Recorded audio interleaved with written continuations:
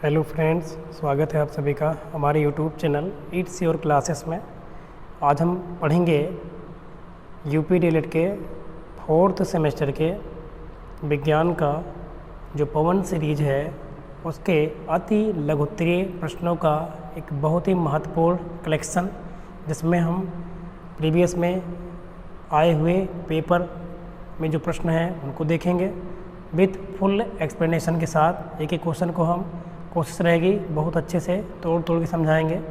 तो आइए एक बार आप क्लास को शेयर कर देंगे और देखिए, फिर स्टार्ट करते हैं। पहला क्वेश्चन क्या दिया है, चुंबक के 2 उपयोग बताइए। चुंबक के क्या बताने हैं, पहला क्वेश्चन है 2022 में यह पूछा गया है। चुंबक के 2 उपयोग बताइए कोई। तो चुंबक आपको पता है क्या करता है, चुंबक लोहे या लोहे से बने हुए पदार्थों को अपनी ओर क्या करता है, आकर्षित करता है। तो लोहे के कारखानों में बड़े बड़े लोहे के टुकड़े को उठाने के लिए चुंबक का प्रयोग करते हैं, है ना। उसके बाद विद्युत मोटर में इसका उपयोग विद्युत यंत्रों जैसे कि पंखा है, कपड़ा धोने वाली मशीन है आदि में किया जाता है। कहने का मतलब होता है विद्युत मोटर में चुंबक का प्रयोग किया जाता है ना, कुंडली को घुमाने के लिए, क्योंकि चुंबक में गुण पाया जाता है ना। क्या करता है, ये लोहे या लोहे से बनी वस्तुओं को अपनी ओर आकर्षित करता है। और चुंबक में 2 ध्रुव होते हैं, कौन कौन से, नॉर्थ और साउथ, मतलब उत्तरी ध्रुव और दक्षिणी ध्रुव पाया जाता है। ठीक है, ये होता है। और चुंबक 2 प्रकार के होते हैं, एक तो होता है कृत्रिम चुंबक, ठीक है, और एक होता है प्राकृतिक। कृत्रिम मतलब जो बनाया जाता है और प्राकृतिक मतलब जो प्रकृति में पाया जाता है। ठीक है, तो चुंबक 2 प्रकार के होते हैं, प्राकृतिक और कृत्रिम। और इसका उपयोग आपने देखा ही है ना, कहाँ कहाँ करते हैं, लोहे के कारखानों में बड़े बड़े लोहे के टुकड़े को उठाने के लिए चुंबक का युक्त किरणों का प्रयोग किया जाता है।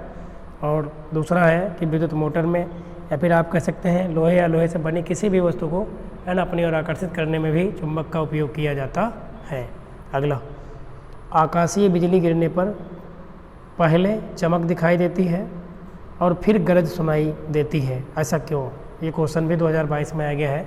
आप देखे होंगे जब बादलों में गर्जना होती है तो पहले गर्जना के पहले हमें क्या दिखती है, चमक सी दिखती है, उसके बाद गर्जना सुनाई पड़ती है। ऐसा क्यों होता है, क्योंकि जो लाइट है, लाइट जो चमक है मतलब लाइट, प्रकाश की चाल क्या होती है, सर्वाधिक होती है।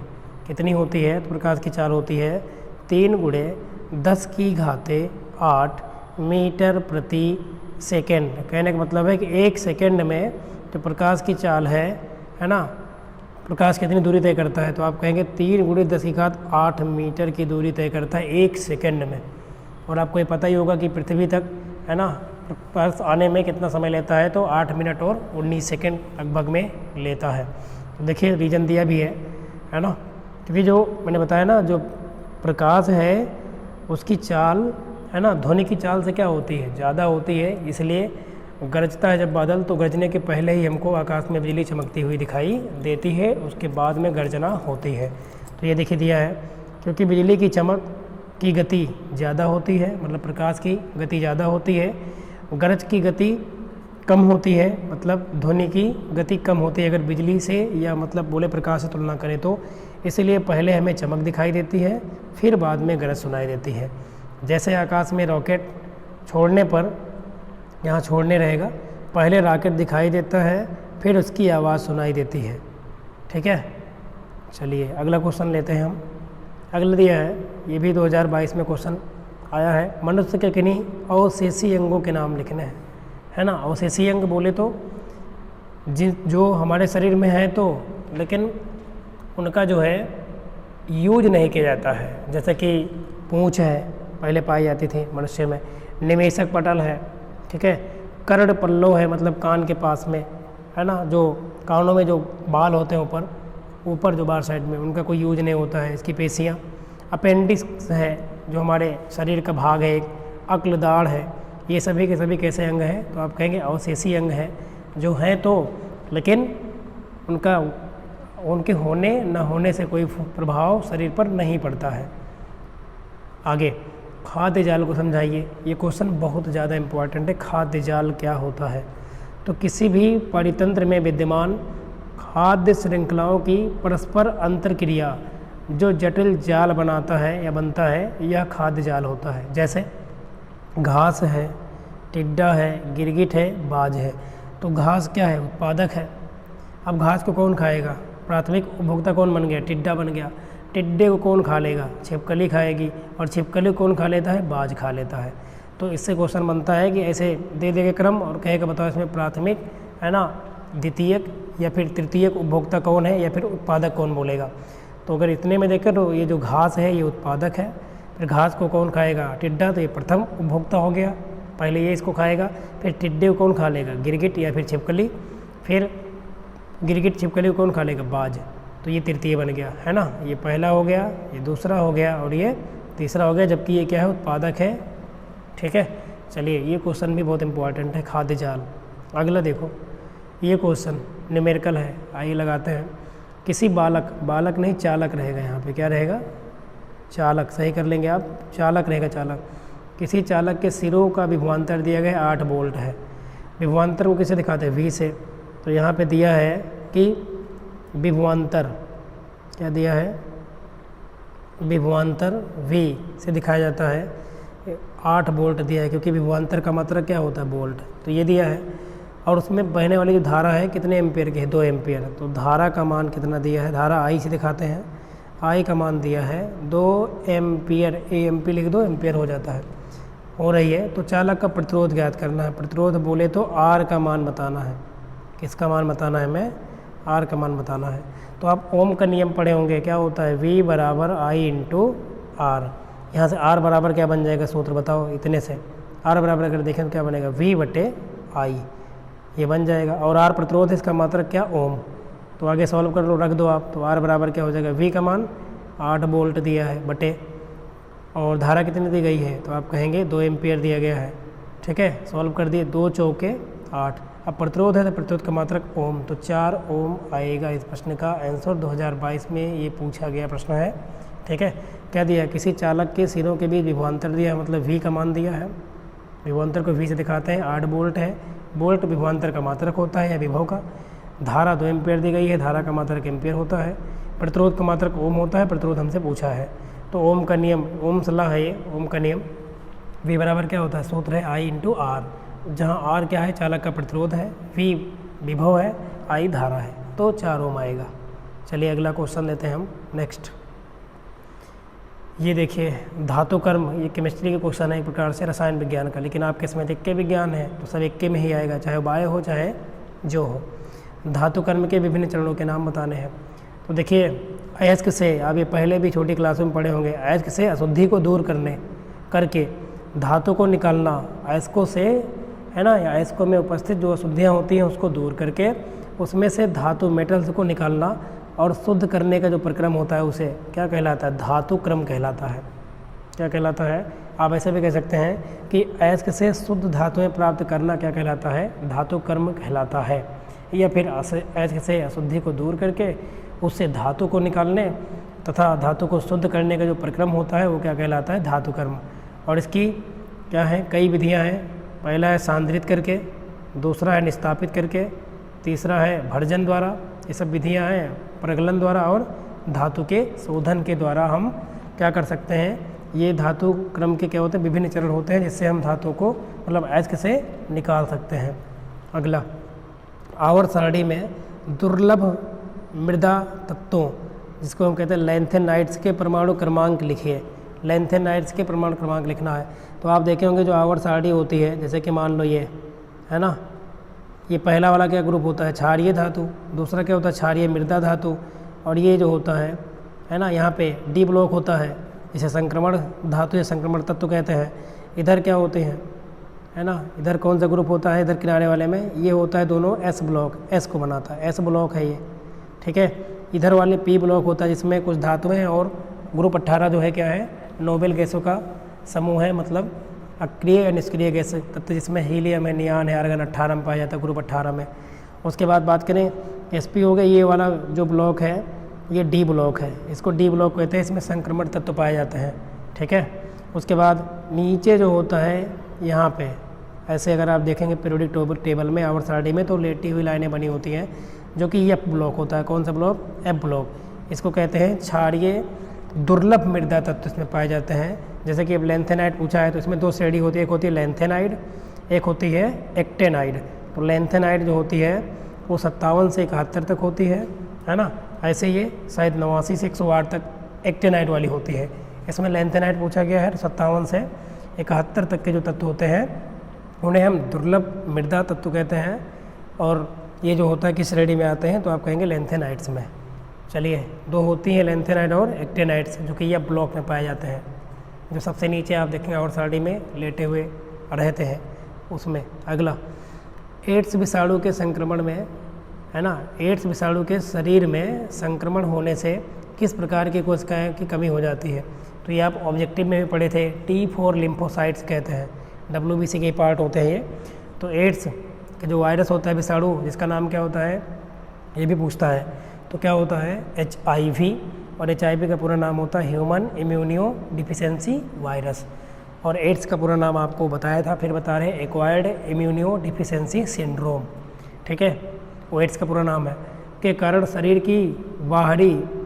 की बाहरी संक्रमणों से बचाने वाली कोशिकाओं, इसका नाम होता है लिम्फोसाइट, या फिर T4 लिखा रहता है केवल। ठीक है, तो T4 लिम्फोसाइट्स कोशिकाएँ होती हैं, इनकी कोशिकाओं में क्या होने लगती है, कमी होने लगती है एड्स के बीमारी में। ठीक है, तो कभी कभी से पूछता है कि एड्स का परीक्षण करने के लिए कौन सा टेस्ट करा जाता है, तो आप कहेंगे एलिसा। क्या नाम है इसका, एलिसा परीक्षण किया जाता है, एलिसा टेस्ट। ठीक है, एड्स की बीमारी में जो परीक्षण होता है उसका नाम होता है एलिसा टेस्ट। ऐसे आप पढ़े हैं कि टाइफाइड जब होता है तो उसमें बिडाल टेस्ट कराया जाता है ना। टाइफाइड का जो टेस्ट होता है उसे क्या बोलते हैं, बिडाल टेस्ट होता है। अगला क्वेश्चन है, सर्वाहारी जंतु किसे कहते हैं। ये तो आपको आता होगा, बहुत इजी है। सर्वाहारुक मतलब जो मांस भी खाए और शाक भी खाए, मतलब, है ना। तो जो मांसाहारी और शाकाहारी दोनों प्रकार का भोजन कर लेते हैं उन्हें सर्वाहारी कहते हैं, जंतु कहते हैं। जैसे कि व्यक्ति ही है, मानव है ना। मानव क्या है, सर्वाहारी है, ये मांस भी खाता है और शाक सब्जी भी खाता है, तो ये सर्वाहारी है। तो सर्वाहारी जो मांस को खाए और शाक को भी खाए, ऐसे जंतु क्या कहलाते हैं, सर्वाहारी जंतु कहलाते हैं। अगला क्वेश्चन देखेंगे, क्वेश्चन बहुत इंपॉर्टेंट है, एकदम सिलेक्टेड क्वेश्चन लिए हैं। अगला, रक्त जमने में फाइब्रिनोजिन की क्या भूमिका होती है। तो फाइब्रिनोजिन क्या होता है, प्रोटीन होता है, जो कि कहाँ पाया जाता है, हमारे प्लाज्मा में पाया जाता है। और प्लाज्मा किसका भाग है, तो आप कहेंगे ब्लड का भाग है, क्योंकि ब्लड में दो पार्ट होते हैं, एक होता है प्लाज्मा और एक होता है रक्त कणिकाएँ। रक्त कणिकाएँ में कितने पार्ट होते हैं, 3। कौन कौन, RBC, WBC और प्लेटलेट्स। जबकि जो प्लाज्मा है ये अकेले जो होता है ये ब्लड का 55% भाग होता है। ये ब्लड के बारे में हमने पूरा पढ़ा है, एक टॉपिक लिया है, पूरा उसमें समझाया है आपको। आप वीडियो को देख सकते हैं, और सीरीज है ना, कि 2 पार्ट में हमने पूरा कवर कर लिया है, आप वीडियो को देख सकते हैं। बहुत बेहतरीन तरीके से एक एक क्वेश्चन को एक्सप्लेन किया है। अगला देखिए, अब देखो प्लाज्मा में मैंने बताया ना कि जो फाइब्रिनोजन होता है, प्रोटीन होता है, ये पाया जाता है प्लाज्मा में। प्लाज्मा कहाँ पाया जाता है, तो रक्त का भाग होता है, लिक्विड पार्ट होता है। तो प्लाज्मा में उपस्थित फाइब्रिनोजन नामक निष्क्रिय प्रोटीन फाइब्रिन में बदल कर जाती है, जो रेशे की भांति होती है, रेशेदार होती है। अनेक फाइब्रिन के रेशे चोट या फिर क्षतिग्रस्त स्थान के ऊपर जाल के रूप में क्या होते हैं, जम जाते हैं जब कभी चोट लगती है तो इन रेशों में रक्त कणिकाएँ RBC एवं WBC उलझ जाती हैं और क्षतिग्रस्त लाल थक्का जम जाता है और रक्त का बहना बंद हो जाता है। ठीक है ना। तो ये क्या करता है, फाइब्रिनोजन जो प्रोटीन है, जब किसी व्यक्ति को चोट लगती है तो उस चोटिल स्थान पर क्या होता है, ये जाल के रूप में जम जाते हैं। कौन, फाइब्रिनोजन प्रोटीन, ये रेशे की तरह होता है ना। और इसी रेशे में जो RBC और जो WBC होती है ये उलझ जाती है, मतलब इसी में फंस जाती है, रुक जाती है और क्षतिग्रस्त लाल थक्का जम जाता है। इस प्रकार रक्त का बहना क्या होता है, बंद हो जाता है। तो फाइब्रिनोजन की बहुत ही महत्वपूर्ण भूमिका है रक्त को जमाने में। चलिए आगे देखते हैं हम, किस विटामिन की जरूरत होती है ये बताएं आप, कौन सा विटामिन है जो रक्त के थक्का जमाने में सहायक होता है, आप बताएं कमेंट करके। अगला ये क्वेश्चन देखिए, अयस्क के सांद्रण की क्यों आवश्यकता है। लिखिए सांद्रण की सामान्य 2 विधियाँ क्या है, उनके नाम भी देना। ये सभी पेपर में आए हुए 2021 के क्वेश्चन हैं। तो अयस्क का सांद्रण, अयस्क का प्राथमिक उपचार होता है। अभी आप पढ़े भी थे विधियों में, सबसे पहले सांद्रण किया था, सांद्रित करते हैं हम। तो अयस्क का जो सांद्रण है ये अयस्क का प्राथमिक उपचार है, मतलब प्राइमरी उपचार होता है ये। इसमें अशुद्धियों, मिट्टी, कंकड़, पत्थर आदि को अलग किया जाता है। ठीक है, इसमें क्या करते हैं हम, जो अयस्क होता है जो उसमें मिले होते हैं शुद्ध, जैसे कि मिट्टी है, कंकड़ है, पत्थर है आदि हैं, इनको उससे अलग कर दिया जाता है। इसकी कुछ विधियां हैं। नंबर 1 गुरुत्वीय पृथक्करण विधि, नंबर 2 चुंबकीय पृथक्करण विधि और फैन प्लवन विधि, है ना। इस विधि का नाम बताना था। 3 विधियां हैं, चाहे जो आप याद कर लेंगे। चुंबकीय पृथक्करण विधि है, मतलब चुंबक के द्वारा, ठीक है, अलग कर लेंगे धातुओं को हम।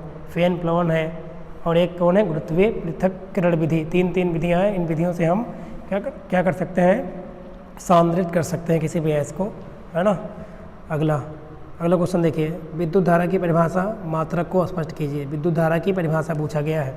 तो विद्युत धारा आई से दिखाते हैं। आई बराबर होता है Q/T, सूत्र है ये। आई बराबर Q/T। Q क्या है, आवेश, T क्या है, समय। तो आवेश के प्रवाह की दर को हम क्या कहते हैं, विद्युत धारा कहते हैं, याद रखेंगे आप। तो वही दिया देखो, विद्युत आवेश के प्रवाह की दर को या को विद्युत धारा कहते हैं। विद्युत आवेश के प्रवाह को क्या कहते हैं, विद्युत धारा कहते हैं।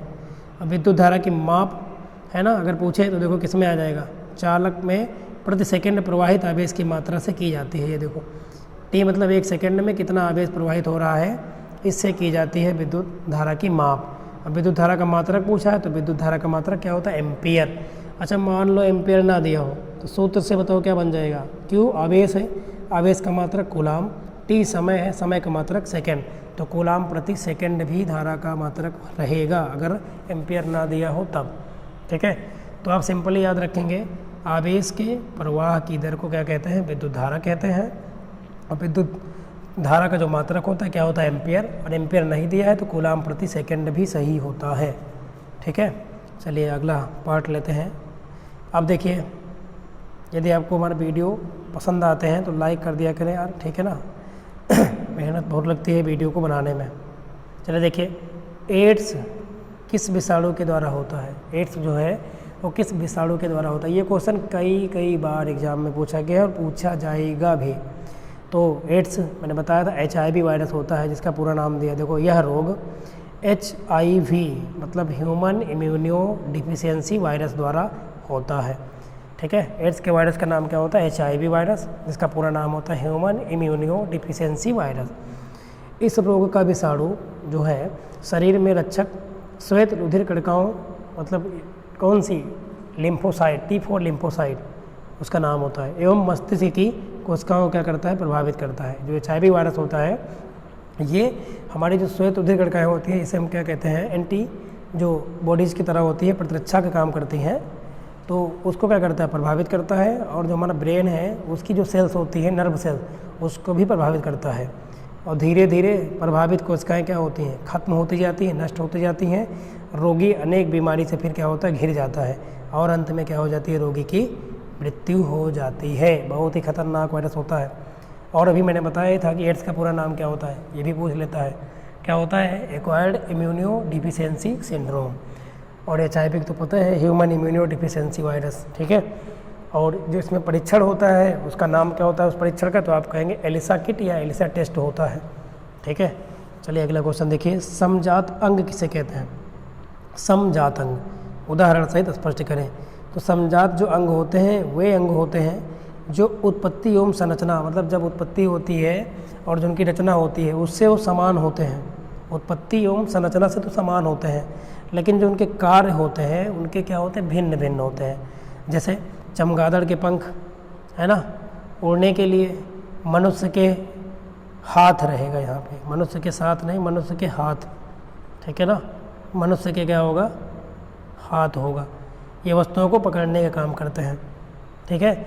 जबकि अगर देखा जाए तो इनकी जब ओरिजिन होती है तो और रचना देखने में क्या होती है, समान हो। देखो चमगादड़ के पंख और आदमी का हाथ आप देख लें, मनुष्यों का हाथ, है ना, तो लगभग संरचना में और इनकी जो ओरिजिन होती है, उत्पत्ति, तो समान होते हैं। तो आप कहेंगे ऐसे अंग जो उत्पत्ति एवं संरचना से तो समान होते हैं, लेकिन उनके जो कार्य होते हैं भिन्न भिन्न होते हैं। जैसे कि चमगादड़ के पंख उड़ने के काम आता है, जबकि मनुष्य के हाथ वस्तुओं को पकड़ने के काम आता है। अगला देखिए, ये फिर क्वेश्चन है, ठीक है।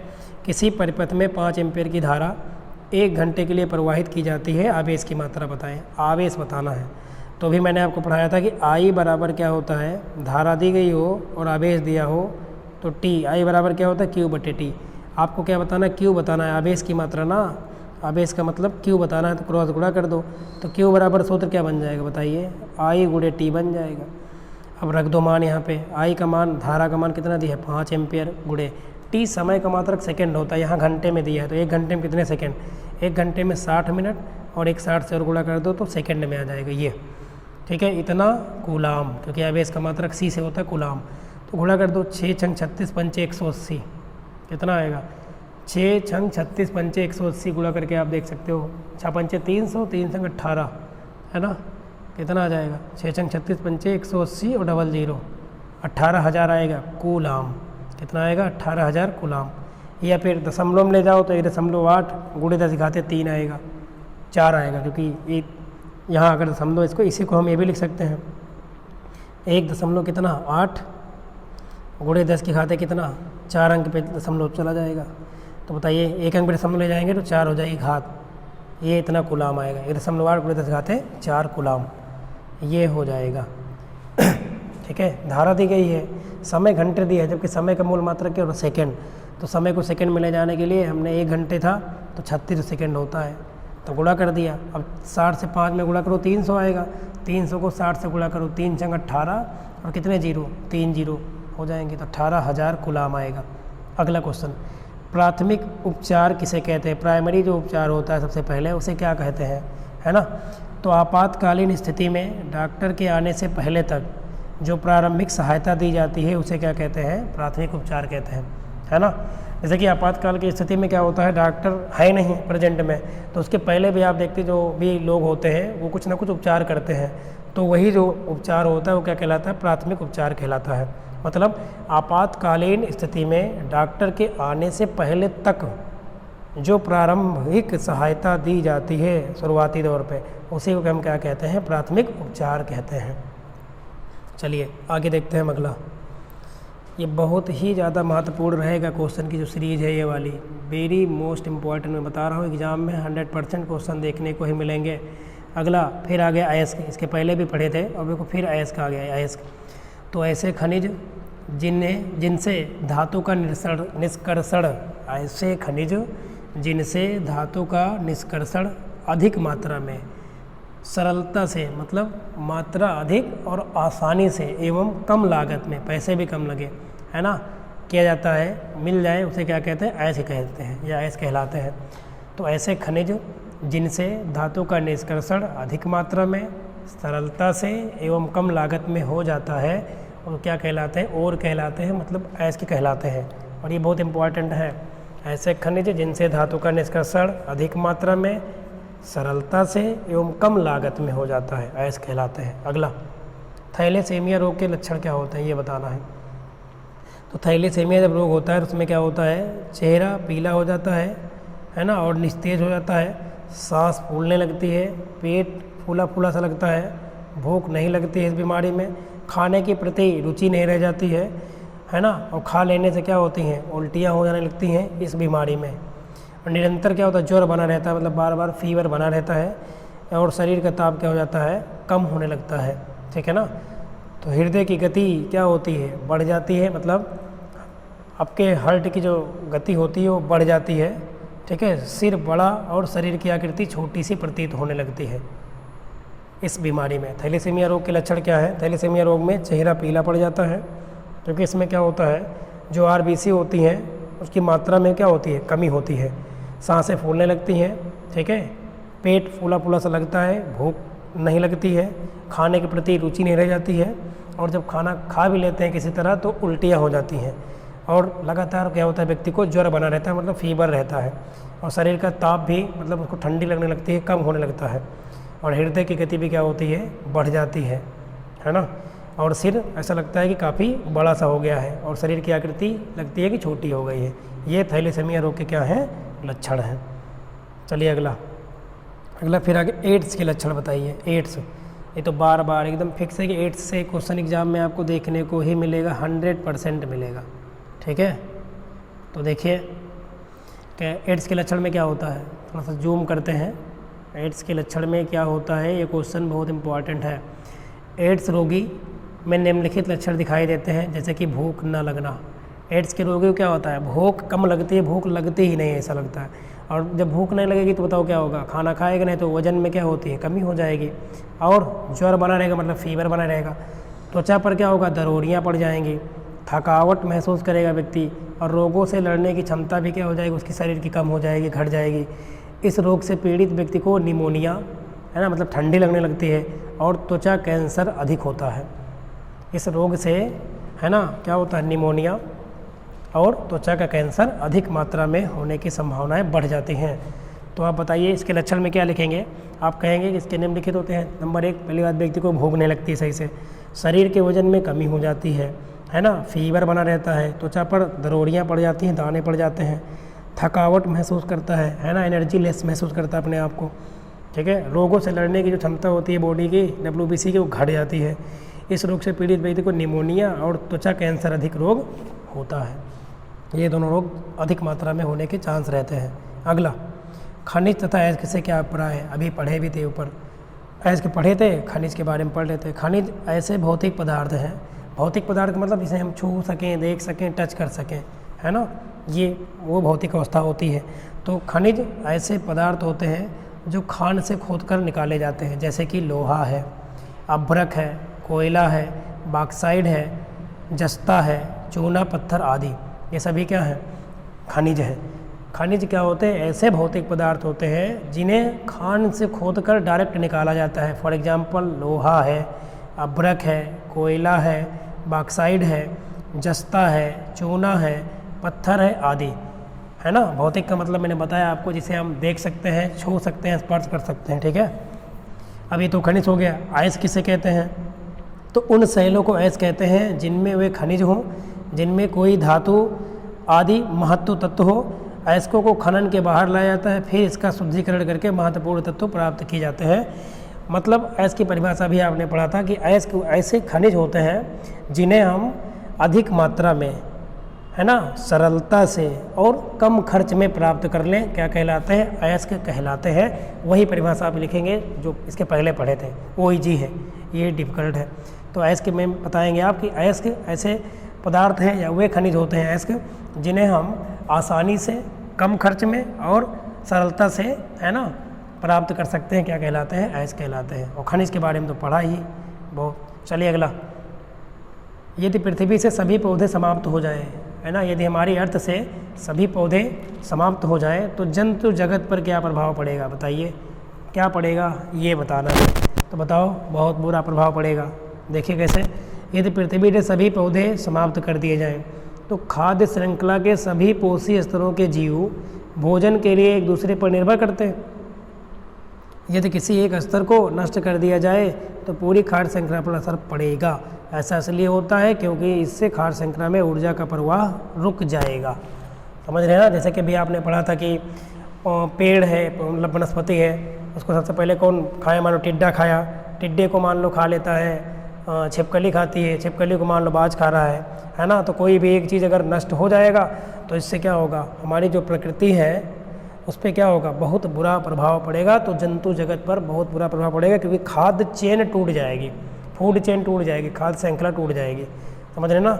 और अगर टूटी तो ऊर्जा का जो प्रवाह है वो रुक जाता है, ठीक है।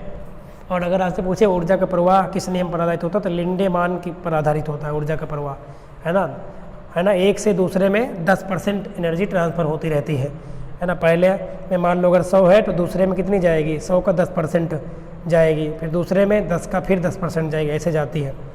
अगला क्वेश्चन देखो, विद्युत धारा, कितना इंपॉर्टेंट क्वेश्चन है, फिर आया ये क्वेश्चन। इसके पहले भी पढ़े थे आप कि आवेश के प्रवाह की दर को क्या कहते हैं, विद्युत धारा कहते हैं। आप याद करेंगे, आवेश प्रवाह की दर या मात्रा को क्या कहते हैं, विद्युत धारा कहते हैं। इसका मात्रा क्या होता है, एम्पियर होता है। और अभी मैंने आपको पढ़ाया था कि विद्युत धारा को I बराबर क्या होता है, I बराबर होता है Q/T। I बराबर क्या होता है, Q/T। Q क्या है, आवेश, T क्या है, टाइम, समय। तो आवेश के प्रवाह की दर को ही हम क्या कहते हैं, विद्युत धारा कहते हैं। मोस्ट इम्पॉर्टेंट मात्रक एम्पियर आपको पता ही है। अगला देखिए, खाद्य जाल से आप क्या समझते हैं। खाद्य जाल किसे कहते हैं, एक खाद्य श्रृंखला है, उसमें चेन होती है। खाद्य जाल में क्या होता है कि एक ही चीज़ कई चीज़ों का क्या बन जाता है, भोजन बन जाता है। जैसे कि देखो क्या कह रहा है, खाद्य श्रृंखला जब सीधी ना होकर जटिल हो जाती है जब एक प्रकार के जीव कई प्रकार का भोजन या एक प्रकार का जीव कई प्रकार के जीवों द्वारा खाया जाता है तो यह क्या बन जाता है, खाद्य जाल कहते हैं। खाद्य जाल बन जाता है, एक जाल बना देता है जिसे खाद्य जाल कहते हैं, है ना। खाद्य जाल का मतलब है जैसे कि चूहा है मान लो, ठीक है, चूहा को मान लो कि चूहे को क्या कौन खा लेगा, शेर खा लेगा, चूहे को बाज खा लेगा। तो देखो एक ही चीज़ है ना, वो उसको कई चीज़ें कई है ना लोग खा ले रहे हैं। तो एक यहाँ एक बन जाएगी क्या, खाद्य जाल।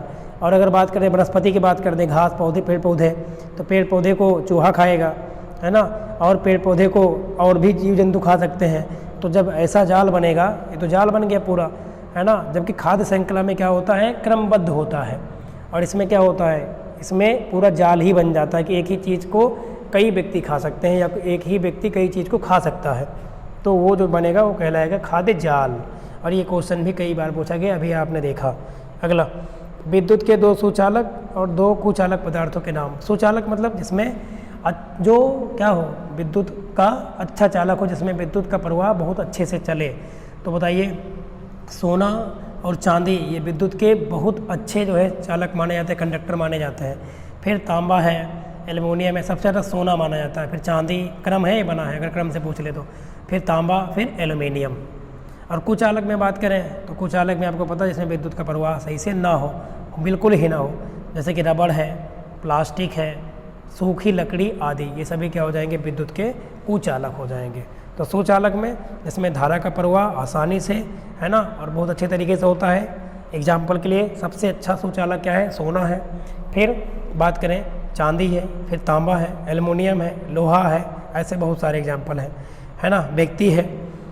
अगला, कुचालक के रबड़, प्लास्टिक है, सूखी लकड़ी है, हरी लकड़ी नहीं, क्योंकि हरी में तो धारा का प्रवाह होगा, उसमें इलेक्ट्रॉन का प्रवाह होगा। चलिए अगला 14 नंबर देखिए, ये देखिए, ये तो भी पढ़े हम, सुचालक और कुचालक। ये बहुत इंपॉर्टेंट परिभाषा है। गैल्वेनीकरण क्या होता है, गैल्वेनाइजेशन इंग्लिश में कहते हैं। ये प्रक्रिया क्या होती है, तो आपने देखा होगा कि लोहे को जंग से बचाने के लिए लोहे की चादर या अन्य पात्र को, है ना, क्या हुआ, पिघले हुए, यहाँ पिघले हुए रहेगा, पिछले नहीं, यहाँ क्या रहेगा, पिघले हुए जस्ते में क्या करते हैं, डुबो देते हैं, जिसके कारण लोहे पर जस्ते की क्या बन जाएगी, एक पतली परत बन जाएगी। और इसी क्रिया को हम क्या कहते हैं, गैल्वेनाइजेशन कहते हैं, मतलब गैल्वेनीकरण कहते हैं। ठीक है, मतलब लोहे को जंग से लोहे या लोहे से बनी अन्य वस्तु को जंग से बचाने के लिए क्या करते हैं, लोहे की चादर या लोहे की जो वस्तु बना रहे हैं उसको हम क्या करेंगे, जस्ते में क्या करते हैं, डुबो देते हैं। जिससे होता क्या है, जस्ते की जो परत होती है एक पतली, वो लोहे के ऊपर चढ़ जाती है। और जो यहाँ पे अगर बात करें, जो जस्ता है ना, उस पर जंग नहीं लगता है ना, तो जस्ते पे जंग लगेगा नहीं, इससे लोहा क्या होगा, बच जाएगा, सुरक्षित हो जाएगा। तो इसी प्रक्रिया को हम क्या कहते हैं, गैल्वेनाइजेशन कहते हैं। तो आप कहेंगे लोहे या लोहे से बनी किसी भी वस्तु को क्या करते हैं, हम जस्ते में डुबो देते हैं, पिघले हुए जस्ते में डुबो देते हैं, जिससे लोहा जो होता है, लोहे के ऊपर क्या होता है, जस्ते की परत चढ़ जाती है और लोहा क्या होता है, संरक्षित हो जाता है। और ये प्रक्रिया क्या कहलाती है, गैल्वेनाइजेशन कहलाती है। ठीक है, चलिए अब अगला पेज लेते हैं, लास्ट पेज। ठीक है, ये देखिए, एड्स का पूरा नाम, एड्स का पूरा नाम आपको पता ही है, एक्वायर्ड इम्यूनोडिफिशियेंसी सिंड्रोम, एक्वायर्ड इम्यूनोडिफिशियेंसी सिंड्रोम। और एड्स के वायरस का नाम HIV वायरस, जिसका पूरा नाम ह्यूमन इम्यूनोडिफिशियेंसी वायरस होता है। ठीक है, एड्स का परीक्षण अभी बताया था, एलिसा टेस्ट कराया था, एलिसा नाम होता है, एलिसा टेस्ट होता है। अगला, चुंबकीय बल रेखाओं की 2 प्रमुख विशेषता बताओ।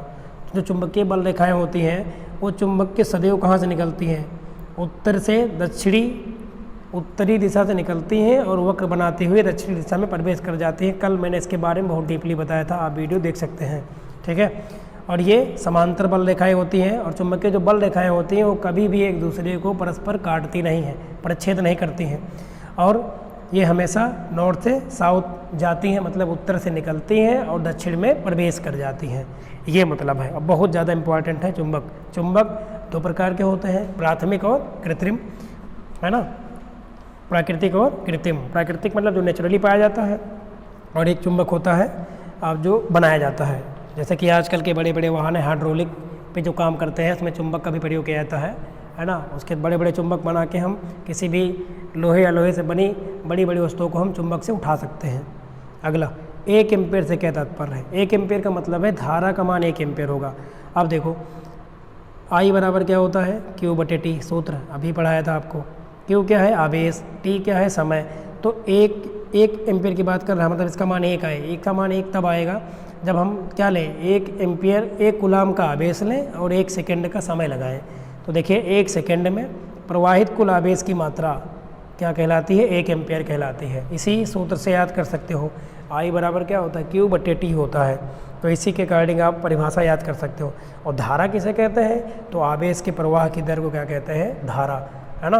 किसी भी चालक तार में कितने रेट से, कितनी दर से, है ना, कौन बह रहा है, आवेश फ्लो कर रहा है उसमें, वही क्या कहलाती है? उस चालक की धारा कहलाती है। धारा का मात्रक एम्पियर होता है। धारा को किससे मापते हैं अगर पूछे तो आमीटर से। धारा को आमीटर से मापा जाता है, ठीक है ना। चलिए आगे, जैव विकास कहते हैं, किसे कहते हैं? मोस्ट इम्पॉर्टेंट क्वेश्चन है ये, जैव विकास, ठीक है, किसे कहते हैं?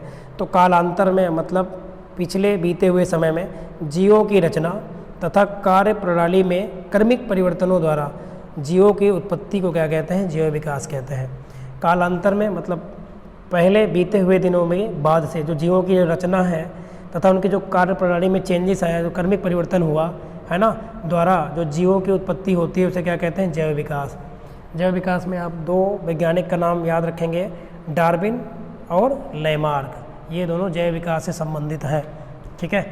तो इसमें लगभग हमने बहुत सारे क्वेश्चन किए और इसमें मैं बता रहा हूँ 100% बहुत सारे क्वेश्चन एग्जाम में आपको देखने को सीधे ही मिलेंगे। तो आप बार बार रिवीजन करें, 1-2 बार वीडियो देख लेना और एक लिख भी लेना, लिख के याद कर लेंगे आप। अभी समय है आपके पास, आराम से जो है याद कर सकते हैं और अच्छा स्कोर एग्जाम में कर सकते हैं। देख रहे हो ना, बैक 1-2 नंबर जब लगती है तो बहुत ही ज़्यादा कष्ट होता है, तो इसलिए पढ़ लें समय रहते, ताकि दिक्कत पेपर में बैठने पर ना हो। तो यदि आपको क्लास पसंद आई हो तो हमारे चैनल को सब्सक्राइब कर देना, नहीं किए हो अगर आप अभी तक तो, है ना। आपको क्लासेस मिलती रहेंगी, मैथ और साइंस की भरपूर क्लासेस मिलेंगी और भी सब्जेक्ट की हम आपको प्रोवाइड कराएंगे, सभी की सीरीज कराएंगे, कोशिश यही रहेगी, ठीक है। तो चलिए, इसमें हमने बहुत सारे क्वेश्चन पढ़ा कि चुंबक क्या है, चुंबक के उपयोग पढ़े।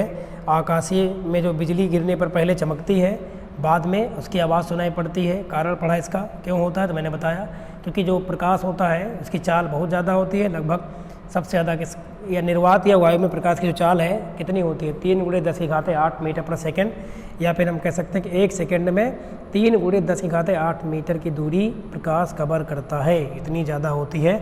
और वहीं ध्वनि की चाल कम होती है, इसलिए ध्वनि पहले क्या होता है, चमक दिखाई पड़ती है, उसके बाद गर्जना हमें सुनाई पड़ती है। और ये सवाल धारा चैप्टर बहुत इंपॉर्टेंट है आपके इसके एग्ज़ाम के लिए। ये अपना चैनल है इट्स योर क्लासेस, है ना। तो ये सवाल भी आप देखें, धारा के बारे में पढ़ा आपने अच्छे से, ठीक है। धातु कर्म इसमें बहुत इंपॉर्टेंट था, अयस्क तो बहुत इंपॉर्टेंट था, आवर्त सारणी भी एक बार आप पढ़ के ही जाएंगे एग्जाम के लिए। रक्त में फाइब्रिनोजिन प्रोटीन की भूमिका क्या होती है ये भी बताया। तो चलिए यहीं तक रखते हैं क्लास को, तो मिलते हैं नेक्स्ट पार्ट में इसके अगले। तो आप सभी लगातार हमसे जुड़े रहे, इसके लिए बहुत बहुत आप सभी का धन्यवाद।